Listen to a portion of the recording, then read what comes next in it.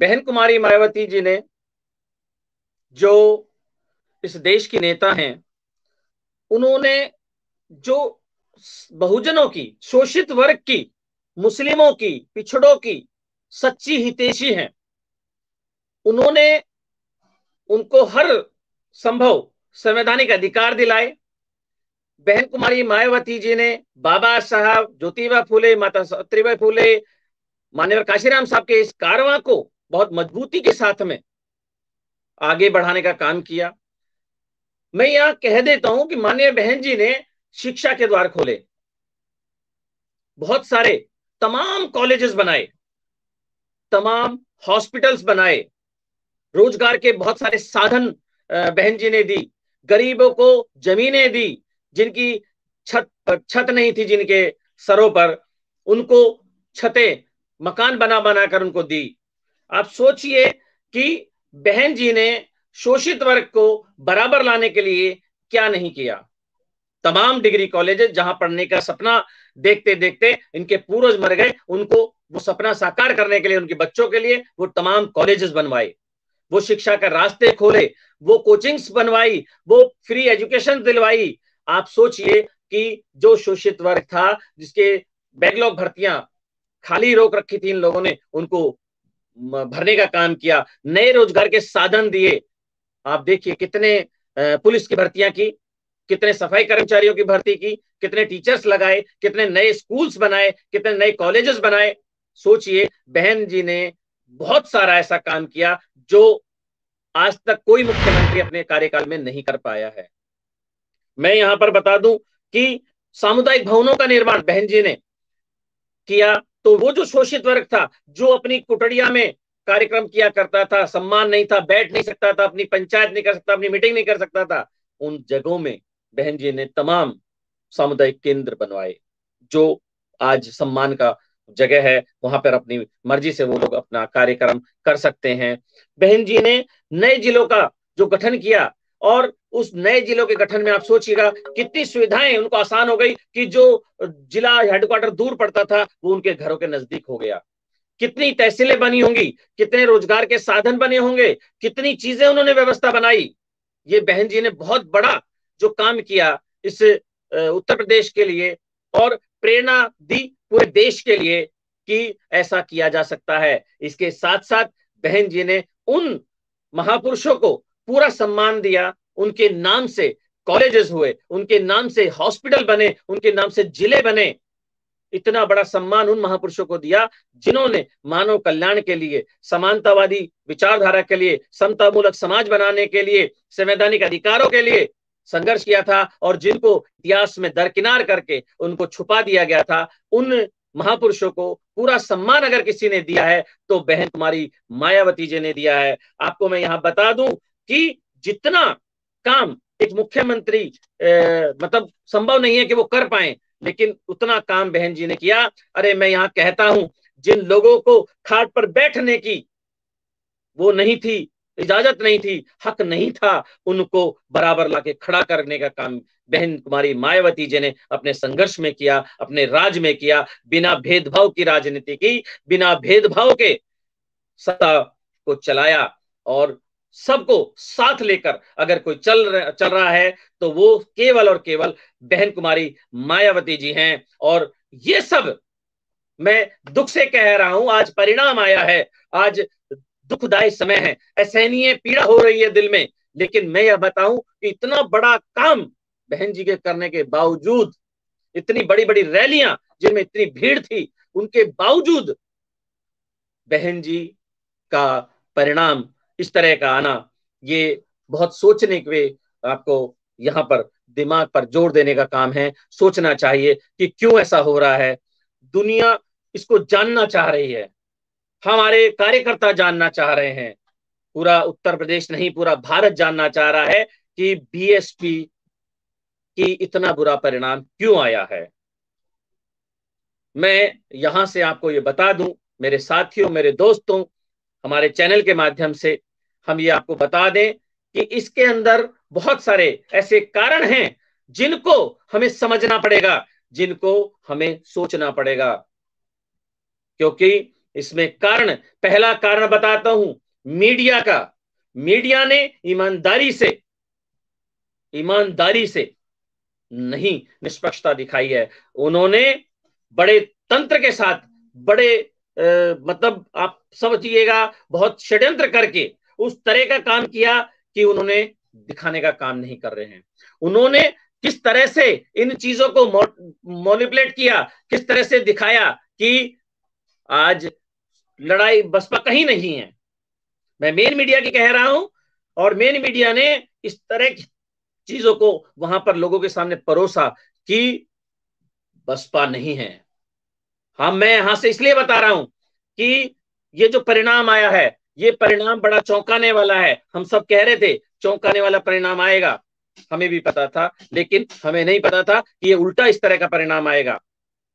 हमारी बहुजन मीडिया के जो चैनल्स थे उन्होंने भी बहुत मेहनत की, कुछ चैनलों, लेकिन कुछ चैनल ऐसे गद्दार निकले जिन्होंने 4 साल तक तो 4.5 साल तक तो लग रहे हैं, हाँ जी, बहुजन समाज, बहुजन विचारधारा, लेकिन बाद में उनके मुंह में कुछ लड्डू आ गया, कुछ चीजें आ गई, और वो बसपा को छोड़ दूसरी पार्टियों के प्रचारों में लग गए। उनकी जिम्मेदारी बनती थी कि सच दिखाना चाहिए, लेकिन वो भी उसी तरह से गोदी मीडिया के तरह ही उनके छोटे भाई का रूप वो करने लगे हैं। मैं आपको यहां से बता दूं कि जो हमारी बीएसपी का जो जनाधार है उसको क्यों घटाया गया, बड़ा षड्यंत्र करके घटाया गया।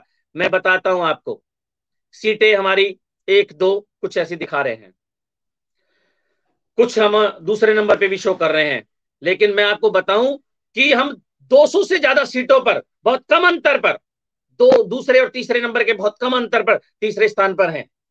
इसका षड्यंत्र समझिए, क्यों ऐसा हो रहा है, क्यों ऐसा किया गया है। क्योंकि जो वोट एक लामबंद हो रहा था बीएसपी के साथ में, उसको डाइवर्ट करने का काम मेन इंडिया जो है आपकी, जो आपकी टीवी है, अखबार है, इनके माध्यम से उन्होंने किया। उनके लोगों ने भ्रांतियां फैलाई, उनके लोगों ने गलत प्रचार किया। नतीजा ये हुआ कि एक डाइवर्ट वोट, नहीं बीजेपी को रोकना तो इधर, तो वो जो चौथे नंबर का पायदान पे जाने वाली पार्टी थी उसको धीरे धीरे धीरे धीरे उपाड़ के दूसरे पे ले आए। नहीं तो आपको ये बता दूं, जिस तरह की जो हमारे भीड़ थी रैलियों में, जिस तरह का जोश था, जिस तरह के कार्यकर्ताओं ने मेहनत की थी, जिस तरह से हमारे नेताओं ने भी मेहनत की थी, मैं तारीफ करता हूं कि टिकट वितरण बेहतरीन हुआ था, मेहनत में कोई कमी नहीं थी। लेकिन आपका वोट कहां गया, यहां सोचने की जरूरत है। आपके समाज से कुछ लोगों को नया बना बना के नई नई पार्टियां बनवा दी, क्यों? चुनाव से जस्ट पहले क्यों? क्या हुआ, कैसे हो रहा है ये? सारे लोग वहां दूसरे शिफ्ट हो गए हैं, क्यों? महाराष्ट्र के कुछ लोग इधर आके, वहां कुछ नहीं हो रहा, यहाँ आके बसपा के खिलाफ, सर सिर्फ आज बसपा के खिलाफ। आज सोशल मीडिया पर या सब जो हंसी में कर रहे हैं या ट्रोल कर रहे हैं हमें, वो किस तरह के कह रहे हैं, लेकिन मैं ये कह रहा हूं यहां सिर्फ बसपा की हार नहीं हुई है, यहाँ उन सामाजिक संगठनों की भी हार हुई है, उन महापुरुषों के जो आंदोलन चलाने का जो ढोंग कर रहे हैं उनकी भी हार हुई है, पूरे बहुजन समाज की हार हुई है। आप मुझे बताइए कि क्या बसपा तुम्हारे साथ नहीं है, तुम्हारे उनके जो आरक्षण है उसके समर्थन में नहीं है? कोई दूसरी पार्टी है क्या खुल के? नहीं है। तुम्हारे बच्चों की शिक्षा के लिए कौन बात करता है? सिर्फ बहुजन समाज पार्टी के लोग। कोई दूसरी पार्टी का आदमी आपसे शिक्षा की बात ही नहीं करता है। तुम्हारे महापुरुषों का नाम कौन सी दूसरी पार्टी ले लेती है, जरा हमको बता दो।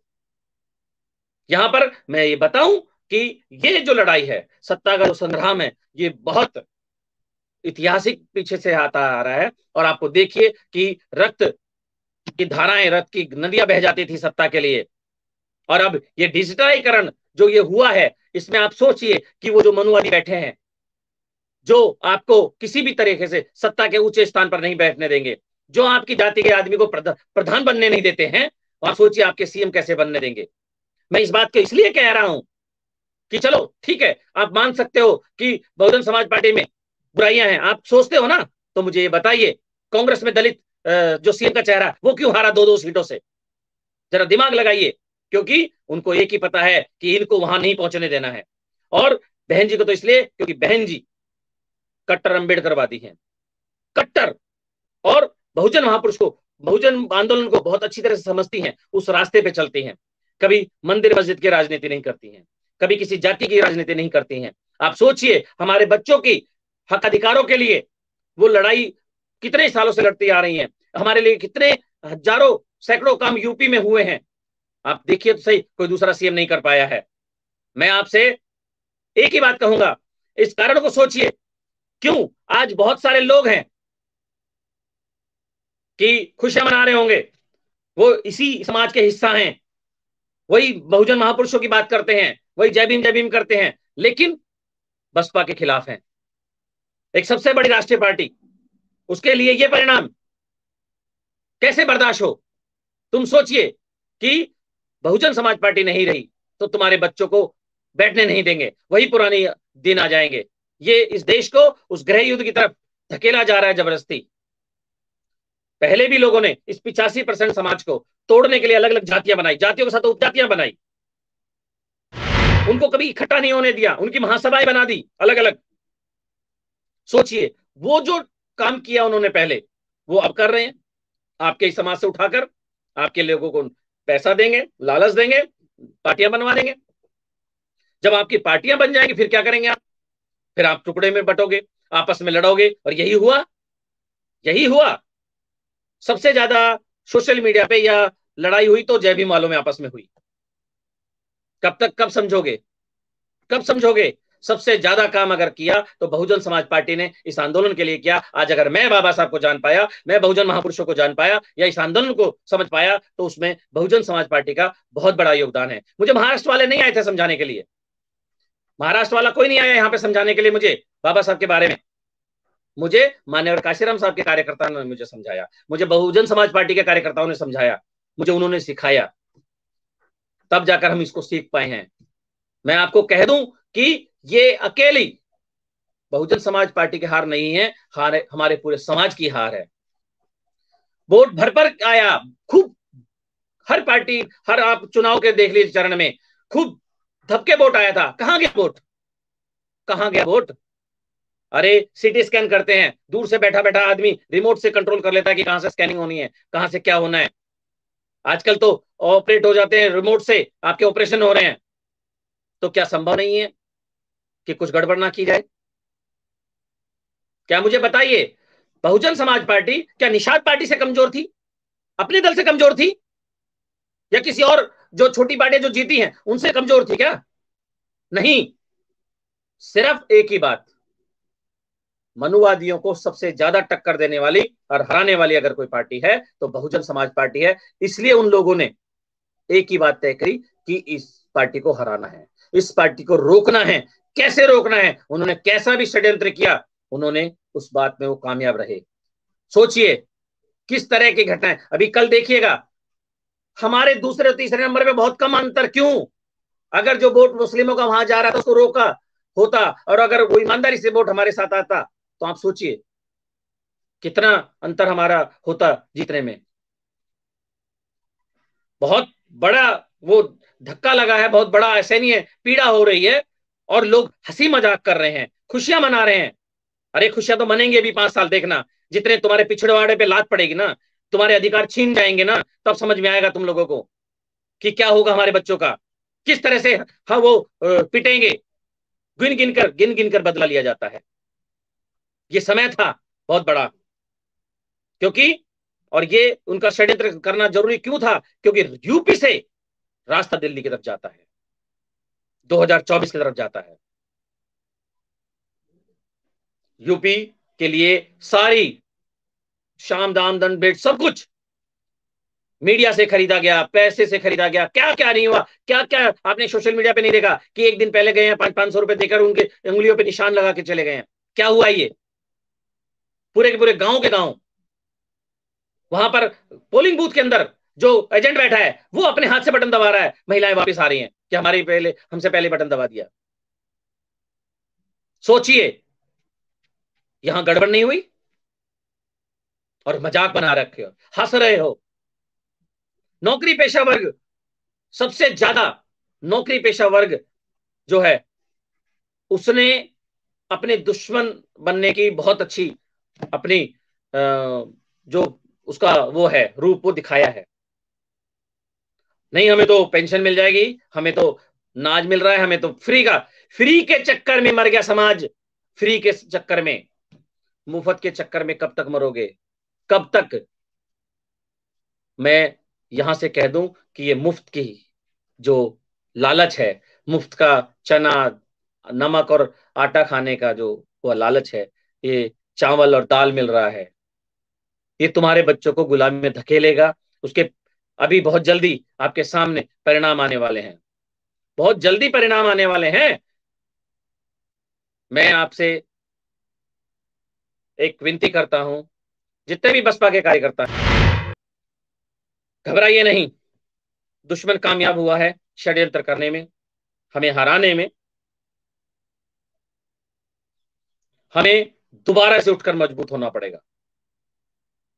अब बहुत सारे नेता गलत गलत बयान करेंगे, बहुत सारे राय देंगे बहन जी को कि उसको ले लेते, उसको कर लेते, इसको कर लेते, उससे डील करते, उससे डील करते। ये क्या है, आप खूब देखेंगे अभी, तो अभी शुरुआत हो जाएगा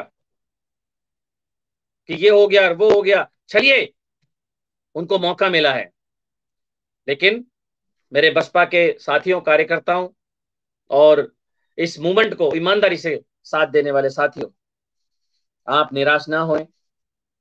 एक इलेक्शन हारा है, बहुत महत्वपूर्ण इलेक्शन था, हम आगे भी तैयारी करेंगे। मान्यवर साहब कहते थे कि सत्ता आए या ना आए, लेकिन सामाजिक परिवर्तन की गति रुकनी नहीं चाहिए। और मान्यवर काशीराम साहब कितने साल पहले एक चमचायुक्त पुस्तक लिख गए, उस चमचायुक्त पुस्तक को पढ़ोगे ना, उसकी पुस्तक की 80% बातें आज आपको सामने इस हार में कारण में दिखाई देंगी। 80% बातें आज इस परिणाम पर लागू होती हैं, मान्यवर काशीराम साहब बहुत पहले लिख कर गए थे। दूसरों को क्या दोष दें, दोष तो हमारे अपनों का है। हमारे लोगों ने अलग अलग लॉबियां बना ली, अलग अलग सामाजिक संगठन, धार्मिक संगठन। अरे डूब मरो जब तुम लोगों ने साथ नहीं दिया और आज ट्रोल कर रहे हो। सबसे ज्यादा वही आदमी यहां पर वो प्रचार कर रहा है जिन्होंने वोट नहीं दिया और जो बसपा का नहीं है। अरे तुम बसपा के थे नहीं तो तुम काहे को अब कर अपनी परेशानी भुगत रहे हो, कर रहे हो। इसलिए मैं आज ये कहूंगा कि निश्चित रूप से बहुत ऐसे नहीं है, पीड़ा का समय है, बहुत परिणाम हमारे उसमें नहीं है, लेकिन फिर भी हमें पुनः खड़े होकर इस संघर्ष को, इस मिशन को, इसको आगे बढ़ाना है। और बहन जी के जितने भी कार्य हुए हैं उनके लिए तो मैं कहता हूं पूरे देश को सर झुकाकर उनको नमन करना चाहिए और उनको मानना चाहिए। लेकिन बहुत सारे लोग सीधे बहन जी पर उंगलियां उठा रहे हैं। बहन जी जैसा नेता तुम्हें दोबारा नहीं मिलने वाला। मैं अपनी बातें खत्म करने से पहले आप सभी साथियों को एक ही बात कहूंगा कि लोगों के उसमें भ्रमित ना हो, और जितने भी हमारे लोग हैं उनसे एक ही बात कहूंगा कि ये जो परिणाम आए हैं, इस परिणाम में हमारी हाथरस की बेटी की जो रात को लाश जली थी, वो दुख था, उसको भूल गए। जो गंगा के धारा में जो लाशें बही थी, लखनपुर खीरी में जो घटना घटी थी, उस सबको भूल गए। और ये जो परिणाम आए हैं, यही परिणाम एग्जिट पोलों में पहले से निर्धारित थे। क्या समझें, रिमोट कंट्रोल सेट, पता नहीं क्या। लेकिन फिर भी मैं यहां पर एक ही बात कहूंगा कि आप किसी भी तरीके से कमजोर ना होएं। बहुत सारे लोग बहन जी पर परिवारवाद का वो लगा रहे हैं आरोप कि परिवारवाद से हार गई। तो उन चमन चूतियों से मैं ये कहता हूं, उन बेवकूफों से मैं कहता हूं, अरे भाई, बहन जी परिवारवाद से हार गई तो पंजाब में चन्नी क्यों हार गया 2-2 सीटों से? उसका तो कोई परिवारवाद नहीं है।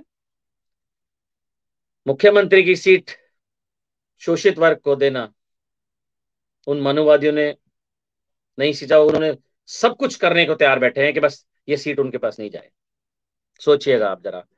मैं यहां पर कहूंगा कि जितने भी लोग हैं धैर्य बनाएं। सब जानते हैं कि उनकी रैलियों में सीटें खाली थी, लोग उनके पिटाई करके दौड़ा रहे थे, और आज वो उसमें एग्जिट पोल में जीत रहे थे और आज वो परिणाम में जीत रहे हैं, क्योंकि कुछ भी हो सकता है। ये भारत है मेरे दोस्तों, और ये मनुवादियों ने अब वही व्यवस्था को लागू करने की व्यवस्था कर दी है। तो मैं पुनः आप सबसे कहूंगा, धैर्य रखें, हिम्मत रखें और आगे बढ़ें। आपके स्वास्थ्य की मंगल कामना करते हुए मैं एसएम न्यूज चैनल के माध्यम से आप सभी साथियों को पुनः कहूंगा, हिम्मत रखिए। हम पहले भी बसपा के साथ थे, आज भी हैं और कल भी रहेंगे। बहुत बहुत धन्यवाद। जय भीम। अगर आपने अभी तक हमारा चैनल सब्सक्राइब नहीं किया है तो सब्सक्राइब करें और घंटी का बटन बिल्कुल भी दबाना ना भूलें, ताकि सभी लेटेस्ट खबरें पहुंच सकें आप पे सबसे पहले।